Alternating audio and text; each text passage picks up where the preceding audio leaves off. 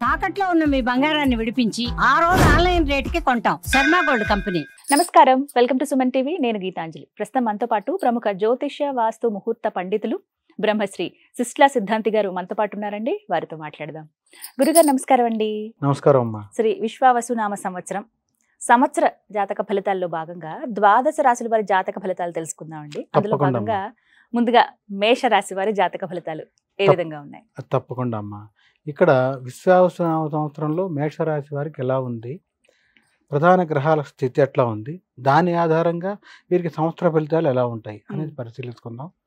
ఇక్కడ మేషరాశిలో ఎవరు వస్తారంటే అశ్విని భరణి నక్షత్రాలు 4 పాదాలతో పాటుగా కృత్తికా నక్షత్రం చివరి పాదం మొదటి పాదం అయినటువంటి ఈ మొత్తం కలిపి 9 పాదాలు. అశ్విని కృత్తికా నక్షత్రం మొదటి పాదం, అశ్విని భరణి రెండు కూడా 2 నక్షత్రాలు 4 పాదాలు 9 పాదాలు మేషరాశి. ఈ మేషరాశి వారికి చెప్పడానికి సంవత్సర ఫలితాలు చెప్పడానికి ముందుగా గ్రహస్థితి మనం ఒకసారి చూస్తే వీళ్ళకి వేయమందు అంటే ద్వాదశంలో ఏమో శని అంటే ఏలినాటి శని ప్రారంభం అవుతోంది.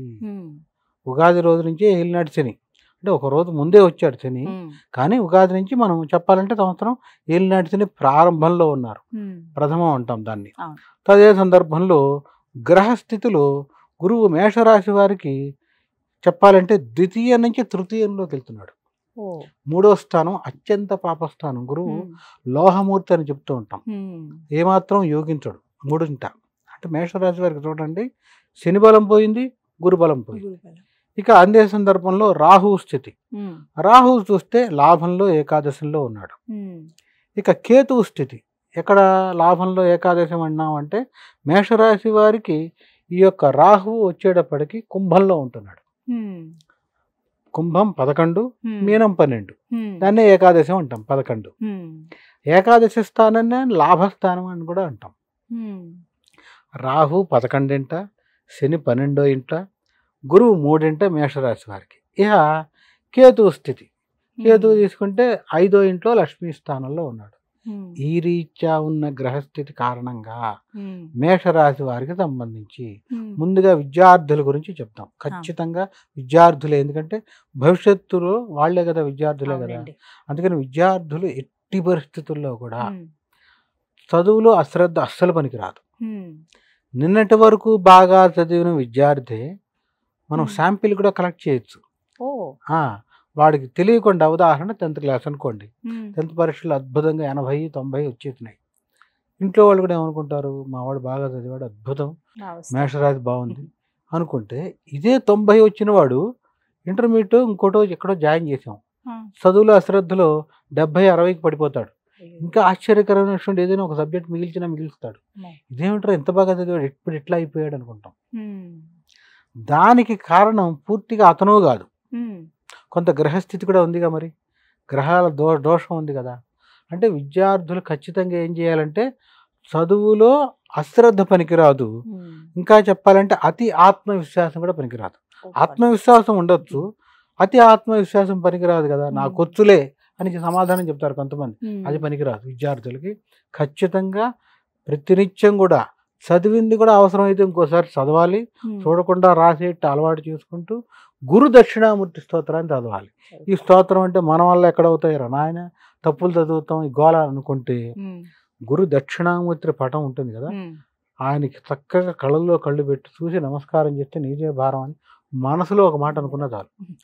నేను చదువుతున్నా, భారం నీది, ఆయన పేరులోనే ఉంది. మేధా దక్షిణామూర్తి, మేధస్సు ఇస్తాడు. ఎవరికి ఆ మేధస్సు అవసరం? విద్యార్థులకు కావాలి, ఉద్యోగస్తుడికి కావాలి. ఆయన మేధస్సుతోనే అతను నైపుణ్యాన్ని చూపిస్తాడు కదా. అట్లాగే ఏ రంగంలో ఉన్నవాడికైనా మేధస్సు కావాలి, అందుకనే గురుబలం కావాలంటాం. ఆ గురుబలాన్ని ఇచ్చేవాడే దక్షిణామూర్తి. అందుకని మేధా దక్షిణామూర్తి యొక్క స్తోత్రం నోటికి వస్తే ప్రతినిత్యం విద్యార్థులు చదవాలి, మేషరాశిలో ఉండేవాళ్ళు. మరీ ముఖ్యంగా అది రాకపోతే గురు దక్షిణామూర్తి ప్రార్థనా శ్లోకం ఉంది, చాలా చిన్నది. గురవే సర్వలోకానాం భిషజే భవరోగిణాం నిదయే సర్వ విద్యానాం శ్రీ గురు దక్షిణామూర్తయే నమః అని చెప్తాం.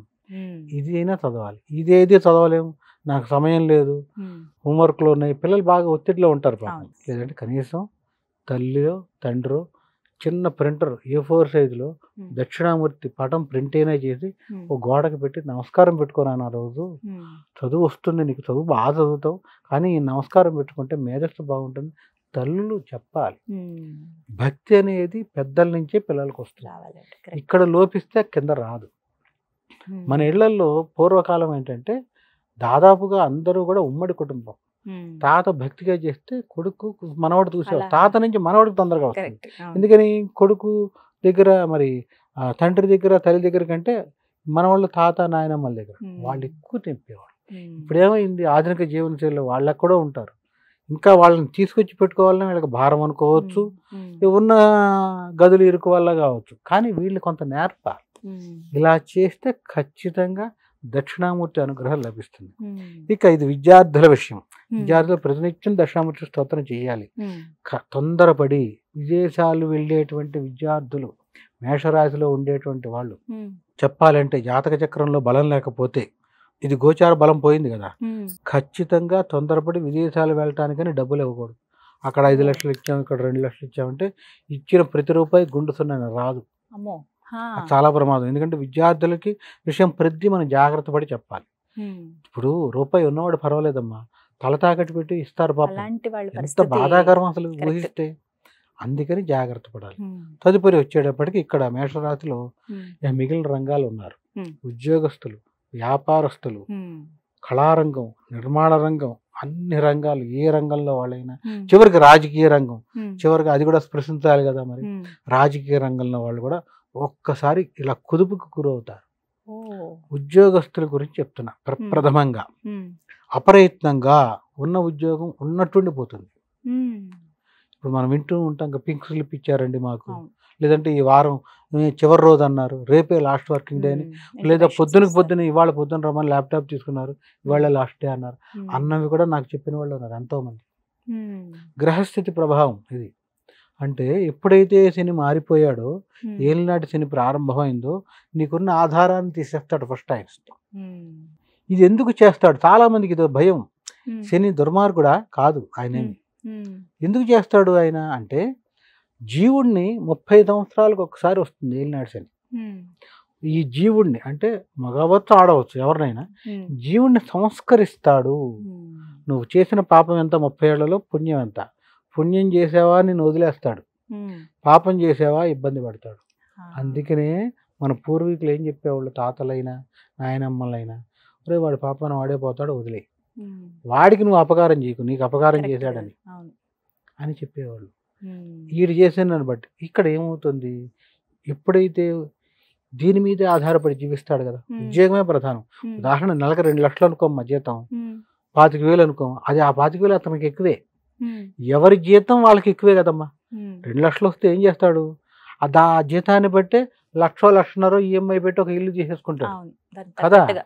ఇంకో 1,00,000 ఈఎంఐ ఇంటికి, ఇంకో 50,000 కారుకి, ఉండేది 50,000. ఉమ్, ఆ ప్లాన్ చేసుకుంటాడు. ఎందుకంటే డబ్బు చేతిలో ఉంటే వేస్ట్ అయిపోతుందని పెద్దవాళ్ళు చెప్తారుగా, వాస్తవంగా కూడా అదే, కరెక్ట్. అవును. చేతిలో ఉంటాయి. ఉమ్, ఎప్పుడైతే ఇది పోయిందో, ఇది ఎక్కడి నుంచి కడతాడు, అప్పులకు బయలుదేరుతాడు. ఉమ్, చూడండి, అందుకనే ఉద్యోగస్తులకు ఇదో విచిత్రం. ఉమ్, వ్యాపారస్తులకి అత్యంత ప్రమాదం ఏంటంటే, ఇప్పటి వరకు రేపు లేదు ఎల్లుండి 10 కోట్లు వీళ్ళకి వస్తాయి, ఉమ్, చెక్ ఇచ్చేశాడు, అయిపోతుంది, ఉన్నట్టుండి ఆ చెక్ పాస్ అవ్వదు, ఆ చెక్ కాస్త బౌన్స్ అయి కూర్చుంటుంది. ఇలాంటి పరిస్థితులు ఇతనికి రావాల్సిన డబ్బు ఆగిపోతుంది. ఉమ్, ఇతను ఆల్రెడీ డబ్బు వస్తుందని ఒకటికి చెక్ ఇస్తాడు, ఉమ్, అక్కడ వాళ్ళకి పడాలి. వేసేసేస్తారు, వాళ్ళకి వేసేసేస్తారమ్మా. ఉమ్, అందుకనే కోర్టు కేసులు.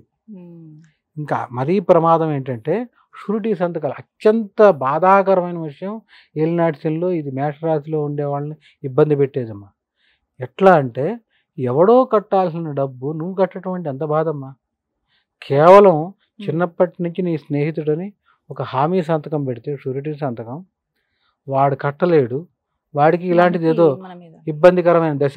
వాడిది మేన రాశి అనుకోమ్మా, నీది మేషరాశి అనుకోమ్మా, ఉమ్, పరిస్థితి దారుణం కదా. ఏమవుతుంది, ఉన్నట్టుండి వాడు కట్టలేక షూరిటీ సంతకం మనం పెట్టాం కాబట్టి మన మీద పడతారు. ఉమ్, వాడు కట్టాల్సిన 50 లక్షలు 25 లక్షలు నీ ఆస్తి వేలం వేయటమే కట్టాల్సి చేస్తారు. ఉమ్, ఇంత చిత్ర విచిత్రాలు అంటే వైకుంఠపాళిలో చుట్టూ పాముల మీద పడినట్టు పడిపోతుంది. ఉమ్, ఇది భయపెట్టడానికి కాదు. చాలా మంది ఏమనుకుంటారంటే, ఇంత భయపెడుతున్నారంటే మేషరాశి ఉమ్, లేనివి ఉన్నవే చెప్తారు. ఎవరు తట్టుకుంటారు అది కూడా ఉంటుందిగా. అవును. అందరికీ కాదు ఇది. మీ వ్యక్తిగత జాతక చక్రంలో దశ అంతర్దశల్లో బలం ఉంటే ఖచ్చితంగా బయటకు వస్తారు. మన స్టాంప్ పేపర్ మీద రాసి సంతకం పెట్టచ్చు. ఎవరు వచ్చేస్తారు, ఎవరు ఇబ్బంది పడతారంటే దశ అంతర్దశలు పోయిన వాళ్ళు బాధపడతారు. ఏదో దశ పోయినా ఇబ్బంది పడతారు, అంతర్దశ పోయినా ఇబ్బంది పడతారు. ఈ రెండు ఉన్న కొంత ఇబ్బంది ఎప్పుడు పడతారు ఈ రెండు బాగున్నా అంటే ఎక్కువ పాపాలు చేసినవాడు. ఇందాక మొదట్లో చెప్పాగా, అధిక పాపం చేసినవాడు శని బండ కేసు బాధిస్తాడు, బట్టలను బాధినట్టు. ఇక వాళ్ళు కోర్టు కేసులు పొద్దున్న లేచిన దగ్గర నుంచి కోర్టులు కేసులు జైల్లోనే ఉంటారు. ఇవాళ బయటికి రావడం తొందరగా జరగదు. అది చాలా ప్రమాదకరం. ఇది వ్యాపారస్తులకి రుణ బాధలు పెరిగిపోతాయి, అప్పుల బాధలు పెరిగిపోతాయి. రుణ బాధలు, అప్పుల బాధలు, వీటికి తోడు కొత్తగా రోగం ఒకటి ప్రారంభమవుతుంది. ఎప్పుడైతే శరీరంలో మానసిక శాంతి పోయిందో, అంటే మానసిక శాంతి పోయి అశాంతి మొదలవుతుంది కదా. మానసిక ఈ అశాంతి మొదలైంది అంటే మానసికంగా కుంగిపోతాడు. ఒత్తిడి మీద హార్ట్ అను, బీపీ అను, రకరకాల రోగాలు పెరిగిపోతాయి. ఇవన్నీ ఏలినాటి ప్రప్రథమంగా మేషరాశి మీద పడే మొదటి ఉత్పాతం. ఇవన్నీ కళారంగంలో అప్పటి వరకు విపరీతమైన పేరు. ఈయన వెళ్ళాడు వింటే సినిమా హిట్ అనుకుంటూ ఉంటారు కొంతమంది. అట్టా కళారంగంలో ఉండే మేషరాశి వాళ్ళు ఇక వెళ్ళింది బయటకంటే గ్యారంటీ ఫ్లాప్. అంటే ఎక్కడున్నవాడు ఎక్కడ పడ్డాడు చూడండి కదా. ఇది చాలా బాధాకరం. తదుపరి రాజకీయ రంగం. అప్పటి వరకు మంత్రి పదం ఉంది. ఉదాహరణగా చూడండి, ఉగాది తర్వాత ఉన్నట్టుండి కొంతమందికి మంత్రి పదవులు పోతాయి, శాఖలు మార్చేస్తారు. మార్చేయడంగా తీసేసి పనితనం బాగుండలేదు తీసేస్తారు. ఎందుకని ఇక్కడ యోగం పోతుంది. యోగం పోతే ఇక్కడ ఉండదు కదా. కొత్త వాడికి అవకాశం వస్తుంది. ఎవరికి వస్తుంది ఆ కొత్తవాడు అంటే మళ్ళీ ఇదే చిత్రం. మకర రాశి వాడికి రావచ్చు. ఇప్పటి వరకు ఏలినాటిలో ఉన్నాడుగా, శని మారిపోతున్నాడుగా. అట్లా అంటే ఒకడికి పోయిందంటే ఒకడికి వస్తుందనే కదా. అట్లా మేషరాశిలో ఉన్నటువంటి వాళ్ళు ఎవరైనా కూడా విపరీతమైన ఇబ్బందుల్లోకి, కష్టాల్లోకి నెట్టివేయబడతారు. ఇదంతా శని ప్రభావంతో వస్తుంది. పోనీ కొంత గురుబలం ఉందనుకో, మా తట్టుకుంటారు. విచిత్రం ఏమైందంటే వీళ్ళ గురుబలం కూడా పోయింది. గురువు తాను ప్రత్యక్షంగా 3వ ఇంట్లో ఉన్నాడు. ఎక్కడ? మిథునంలోకి వెళ్తున్నాడు అని చెప్పుకున్నాగా. మేషం, వృషభం, మిథునం. అందుకనే శాస్త్రంలో ఏం చెప్పారంటే తృతీయ బృహస్పతించ. గురువు 3వ ఇంట్లో ఏకవింశతి మహాదోషాల్లో పెద్ద దోషం ఉంటుంది. ఏకవింశతి అంటే 21 దోషాలు ఉంటాయి. 21 దోషాల్లో ఇది పెద్ద దోషం. గురువు 3 ఉంటున్నాడు. ఆ రకంగా గురుబలము పోయింది, శని పోయాడు, శని బలము పోయింది. ఇక రాహువు చూడండి విచిత్రం. ఎక్కడ? 11వ ఇంట్లో ఉన్నాడు. 11వ ఇంట్లో రాహు కొంత యోగాన్ని ఇస్తాడు కానీ ఏలినాటి శని ప్రభావంతో శనివత్ రాహు అని శాస్త్రం. శని ఇచ్చే ఫలితాన్ని రాహు ఇస్తాడు. డబ్బులు నమ్మి ఎక్కడో పెడతారు వీళ్ళు, వాడు కాస్త మోసం చేస్తాడు. అది చాలా ప్రమాదం. అందుకనే ప్రారంభంలోనే చెప్పా, దయచేసి మేషరాశిలో ఉండేవాళ్ళు ఎవరిని తొందరగా నమ్మి డబ్బు పెట్టద్దు. చాలా చాలా ప్రధానం. ఏది ఏమైనా కూడా మేషరాశి వాళ్ళకి వచ్చేటప్పటికి ఇబ్బందులు ఎక్కువ ఉన్నాయి, కష్టాలు ఎక్కువ ఉన్నాయి. ఇన్ని కష్టాలున్నా ఎవరు తట్టుకుంటారంటే మీ యొక్క వ్యక్తిగత జాతక చక్రంలో దశ అంతర్దశలు బాగుంటే ఖచ్చితంగా తిప్పుకుంటారు. అక్కడ కూడా ఏమన్నా దోషం ఉంటే సంస్కారం, అంటే జాతక చక్రానికి సంబంధించిన సంస్కారం ఉంటుంది, ఆ సంస్కారం చేయడం ద్వారా బయటకు వస్తారు. అలాంటి సందేహాలు ఉంటే ఎవరైనా సంప్రదించవచ్చు. ఎప్పుడైనా ఎలాంటి ఇబ్బంది లేదు. నేను విశదీకరించే చెప్తాను. ఎందుకంటే ఇక్కడ దశ బాగుంది, అంతర్దశ అంటే ఏం పర్వాలేదు, నీకు ప్రమోషన్ వస్తుందని కూడా చెప్పచ్చు. ఉద్యోగస్తులు, వ్యాపారస్తులు ఉన్నారమ్మా, రేపు 50 లక్షలు వస్తాయి అనుకోండి, ఇంత ధైర్యంగా ఉంటాడు. 50 లక్షలు తీసుకెళ్ళి నేను అక్కడ కట్టేస్తే నా అప్పు బాధపడదు. ఆ 50 లక్షలు ఇచ్చేవాడే మొహం చాటేస్తే అప్పుడు ఎంత విలవిల్లాడిపోతాడు. మరి ఇంత ఇబ్బందికరంగా ఉంది అని అన్నారు కదా గురువు గారు, మేషరాశి వారికి మీరు ఎటువంటి పరిహారాలు చేసుకుంటే, లేకుంటే ఏదైనా దైవారాధన చేయడం కానీ? మంచి ప్రశ్న వేస్తారమ్మా. నేను చెప్పేటువంటి పరిహారం అంటే మీకు ప్రస్తుతం శని మహర్దశ కానీ అంతర్దశ కానీ శని జరుగుతూ ఉంటే ఖచ్చితంగా నేను చెప్పేటువంటి నియమం పాటిస్తూ ఉంటే గనక ఆర్థికంగా శక్తి ఉన్న వాళ్ళు హోమాలు చేయించుకుంటారు. శక్తి లేని వాళ్ళు కూడా ఉంటారు కదా, అశక్తులు అంటాం. వాళ్ళని తక్కువ చేసి మాట్లాడకూడదు.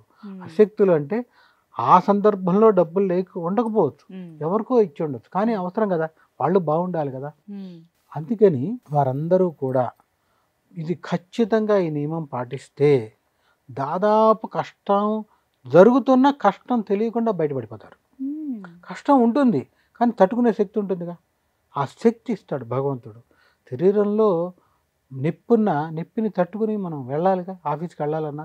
అట్లాగే గ్రహబలం తక్కువైనా బాధలు పెడుతున్నా దాన్ని తట్టుకుని ముందుకు వెళ్ళాలి.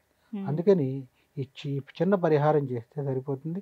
దాదాపుగా నేను చెప్పినటువంటి అన్ని ఈ 5 రాశులతో పాటు శని దశ కానీ అంతర్దశలో ఏదైనా గ్రహం యొక్క దశలో అంతర్దశ శని జరుగుతున్న వాళ్ళు ప్రతి శనివారం నాడు మరీ ముఖ్యంగా సూర్యోదయానికి పూర్వమే నిద్ర లేవాలి.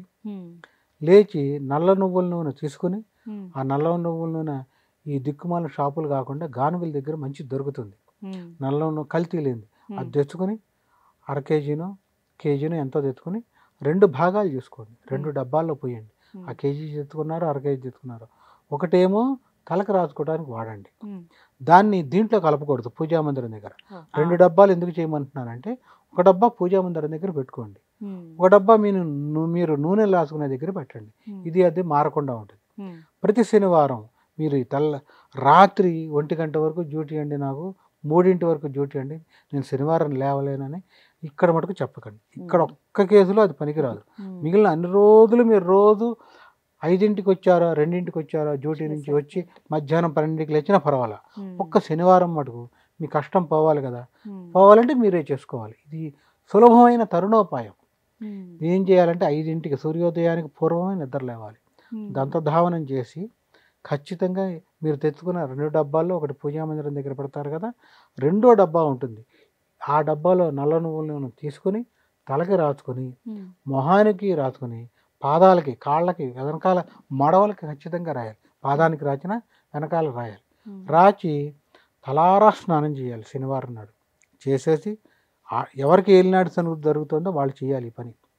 స్నానం చేసి రాగానే చక్కగా బొట్టు పెట్టుకుని, తైలాభ్యంగ స్నానం అంటాం కదా, తెల అంటే నువ్వులు, తైలం అంటే నూనె, నల్ల నువ్వుల నూనెతో ఈ తైలాభ్యంగ స్నానం అయిపోతుంది. అవ్వగానే తల తుడుచుకోగానే చక్కటి వస్త్రం కట్టుకుని ఉతికింది దీపారాధన దగ్గరికి వెళ్ళి, ఈ దీపారాధనకి వాడేటువంటి నూనె రోజు నూనె కాకుండా శనివారం నాడు ఇంకో డబ్బాలో ఉంది కదా, ఆ నల్ల నువ్వుల నూనె రాగి ప్రమిది ఒకటి దొరుకుతుంది. రాగి ప్రమిది కానీ కుంది కానీ చిన్న చిన్నవి పూజా స్టోర్లో దొరుకుతాయి. అవి 2, 3 ఇంట్లో కొనికి పెట్టుకోండి. ఒకటి తోమటానికి వేసిన ఒకటి ఉంటుంది కదా. శనివారం నాడు దాంట్లో 3 ఒత్తులు వేయండి.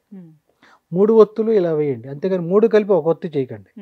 ఇంత చేస్తే అంటే 3 జ్యోతులుగా వెలగాలి. మన ఇల్లు తూర్పు ఉత్తరం దిక్క దక్షిణం దిక్క పని లేదు. మీరు దీపారాధన కూర్చునేప్పుడు మీరు తూర్పుగా కూర్చోండి, ఈ జ్యోతులు కూడా తూర్పుగా వెలగాలి.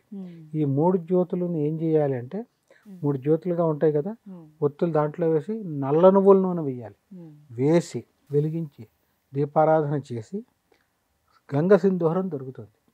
ఈ సింధూరం బొట్టు పెట్టండి దానికి, దీపారాధన కుందికి పెట్టి అక్షంతలు పుష్పాలు వేసి నమస్కారం చేసి, ఆంజనేయ స్వామికి నోటికి వచ్చిన ఏదైనా స్తోత్రం చదవండి. ఏది రాకపోతే ఓం నమో ఆంజనేయాయ నమః నమస్కారం పెట్టుకోండి. చదువు లేని వాళ్ళైతే ఆంజనేయ స్వామి వారికి త్రికరణ శుద్ధిగా నమస్కారం పెట్టుకోండి. ఆయన ఎల్లినడిచింది జరుగుతుంది, ఇదే భారం అని, నన్ను రక్షించు. ప్రార్థన ఇంకెవరిని ప్రార్థిస్తాం, భగవంతుడే కదా, నన్ను రక్షించు, కష్టాలను గట్టెక్కించు అని ప్రార్థన చేసి నోటికి వచ్చిన వాళ్ళు స్వామికి సంబంధించిన శ్లోకం చదవండి. ఇది చేసి మీరు నిత్యం చేసే ఉద్యోగానికి వెళ్తారు. నైట్ డ్యూటీ వచ్చిన వాళ్ళు అయితే మళ్ళీ పడుకోండి. మీరు పడుకోవద్దు అనట్లేదుగా. ఆ సూర్యోదయానికి పూర్వమే నిద్ర లేచి ఇది మొత్తం చేసి దీపారాధన మీరే చేయాలి. ప్రతిరోజు మీ భార్య చేస్తున్నా ఏళ్ళు నడిచింది మీకు దొరుకుతుంది కదా, మీరే చేయాలి. ఒకవేళ భార్యకి దొరుకుతుంటే భార్య చేయాల్సిందే, చెయ్యాలి. ఎంత లేట్ అయినా కూడా చేయాలి. ఇది చేస్తూ శనివారం నాడు సెలవైనా కూడా, ఉద్యోగస్తుల్లో దాదాపుగా ఎక్కువ మంది శనివారం సెలవు, బయటికి వెళ్ళి ఆ పార్టీకి వెళ్ళి ఈ పార్టీకి వెళ్ళి, ఇవన్నీ పిచ్చి మాటలు.